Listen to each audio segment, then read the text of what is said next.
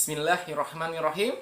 Assalamualaikum warahmatullahi wabarakatuh. Alhamdulillah wassalatu wassalamu ala rasulillah.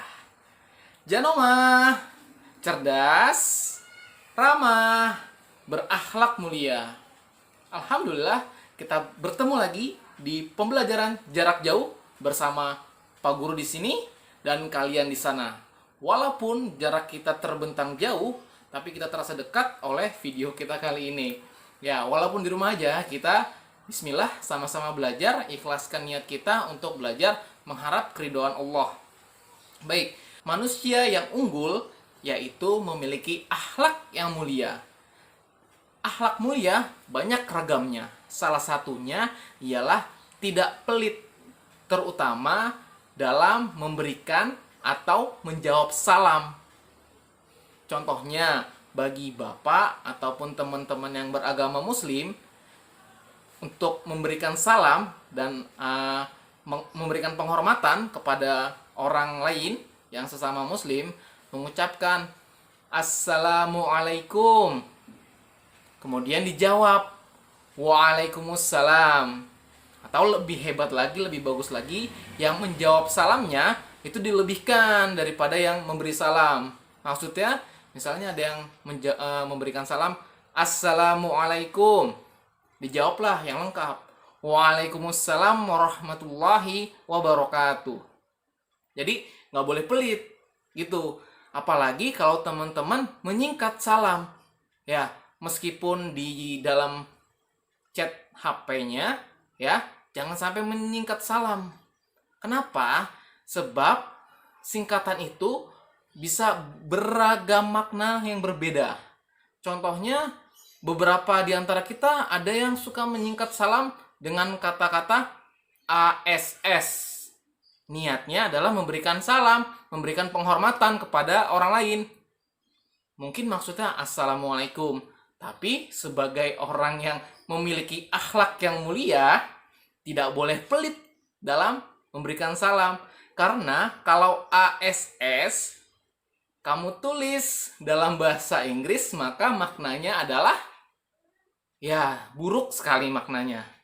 Ya, jadi teman-teman, Bapak harapkan jangan pelit apalagi mengucapkan atau menjawab salam. Oke, lanjut ya. Ya, alhamdulillah kita bertemu lagi. Materi kemarin kita sudah membahas yang namanya sistem gerak manusia dan hewan. Maaf, Bapak agak sedikit keliru dengan jenisnya. Ya, Bapak bilang sistem gerak pasif dan sistem gerak aktif. Padahal yang Bapak maksud adalah alat gerak aktif dan alat gerak pasif. Oke, diulang nih ya, biar tidak salah kata-kata. Karena sistem dan alat itu berbeda ya. Kalau sistem dan alat udah beda banget katanya. Sistem gerak itu memiliki dua jenis. Yang pertama, alat gerak pasif berupa tulang. Yang kedua, alat gerak aktif berupa otot. Oke ya. Nah, saat libur semester kemarin, Bapak penasaran sama teman-teman Bapak yang suka banget, hobi banget, yang ngoleksi ikan-ikan atau membuat akuariumnya indah. Bapak ikutan deh membeli akuarium, terus beli ikan tapi belum berhasil melihara ikan. Makanya harus rajin banget kalau melihara ikan. Teman-teman di sini punya akuarium nggak di rumahnya? Suka nggak ngebersihin akuariumnya?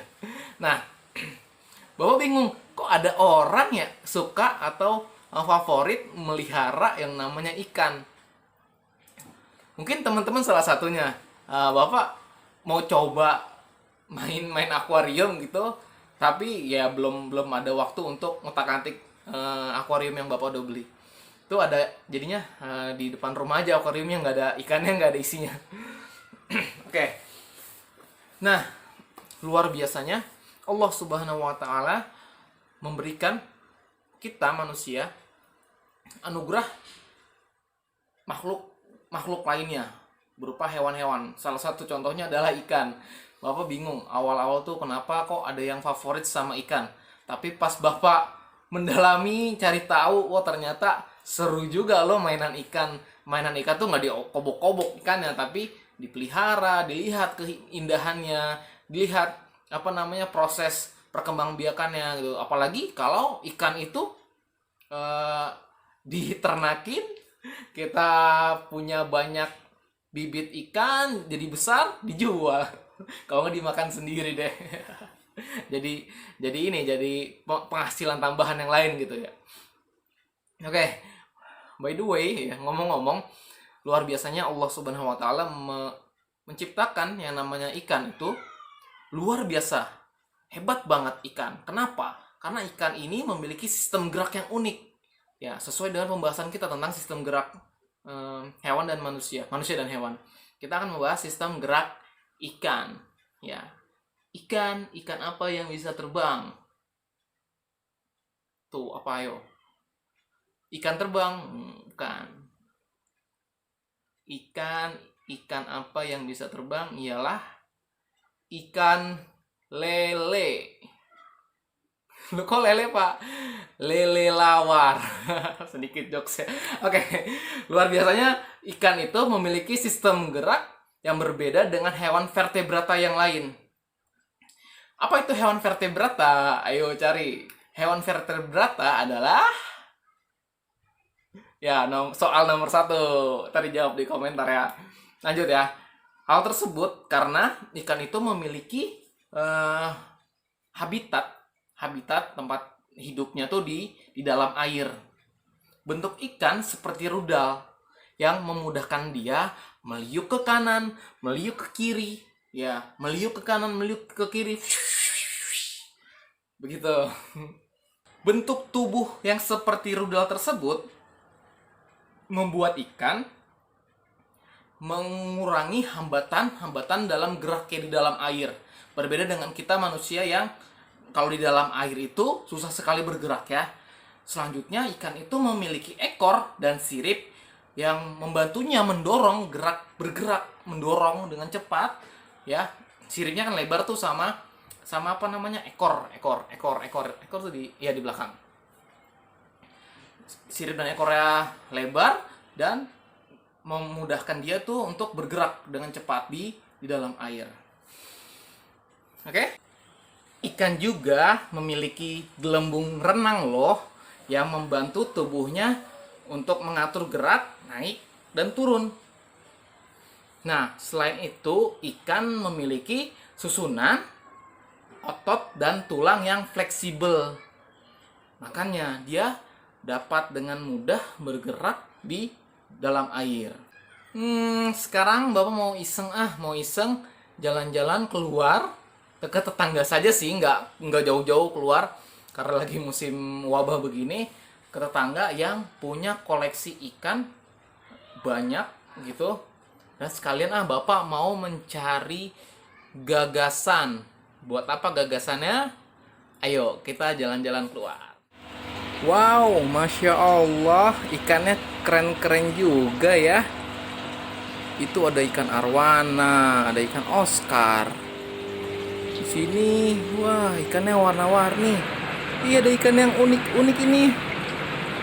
Masya Allah, tabarakallah. Kita sudah dari luar dan kita sudah mendapatkan beberapa gagasan atau ide. Buat apa sekarang? Ya, sekarang Bapak mau merancang, membuat sebuah gambar. Teman-teman di kelas sebelumnya tentu sudah pada paham yang namanya gambar cerita ya.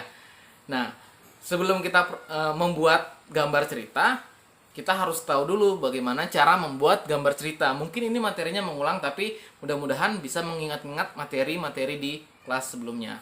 Yang pertama, seperti yang Bapak lakukan, Bapak mencari gagasan. Mencari gagasan itu atau kita mencari ide. Cari ide bisa dilakukan dengan cara apa?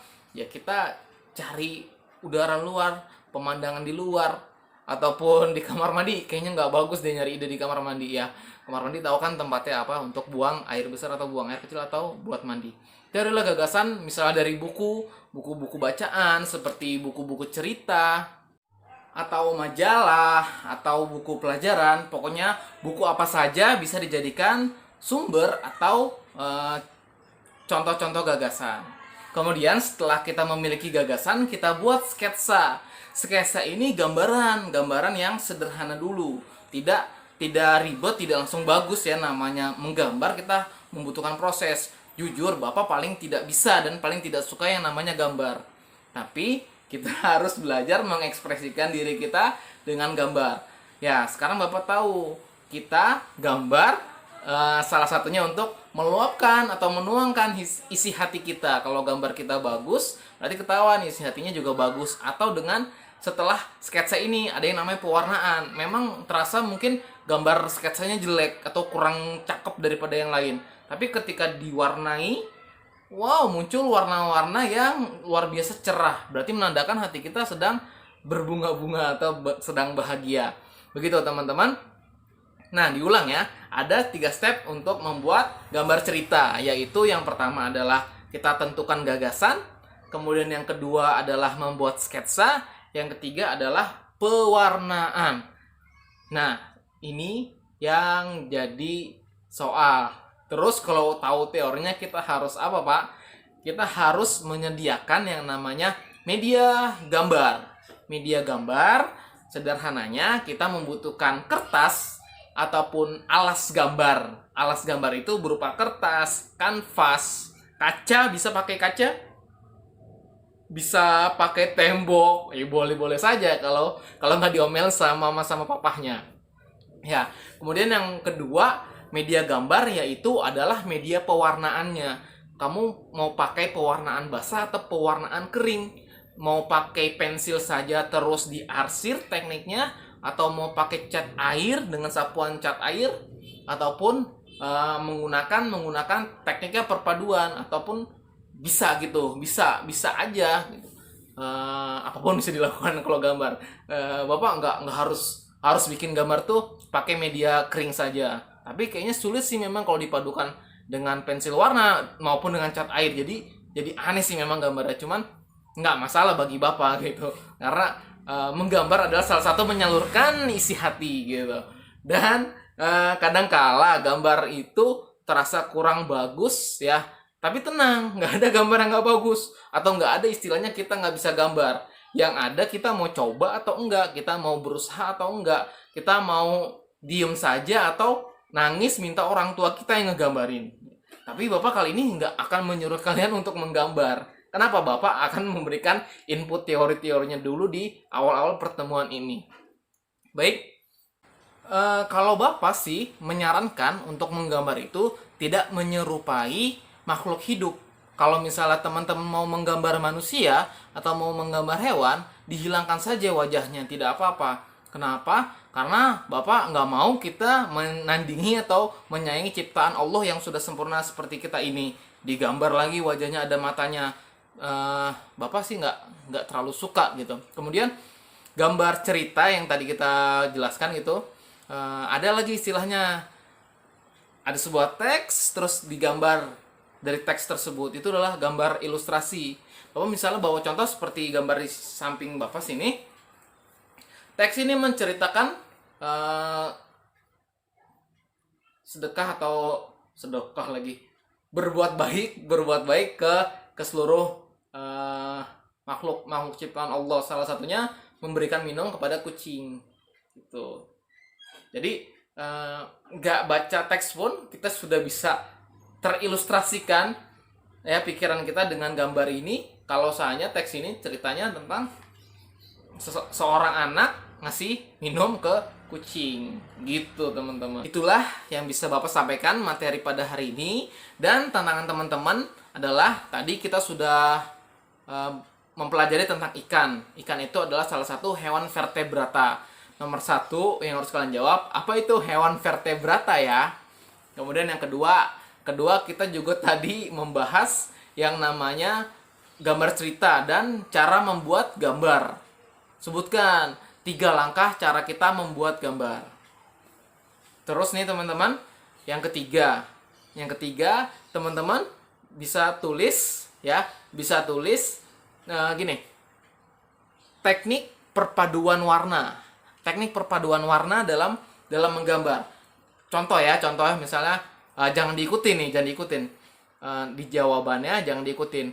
Merah ditambah kuning, hasilnya jingga.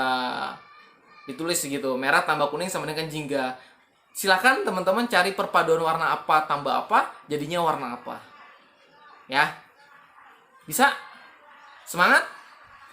Terima kasih. Wassalamualaikum warahmatullahi wabarakatuh. Ingat, jujur, akhlak baik. Kerjakan sendiri. Kalau mau dibantu sama orang tua, jangan orang tuanya yang mengerjakan ya. Dadah.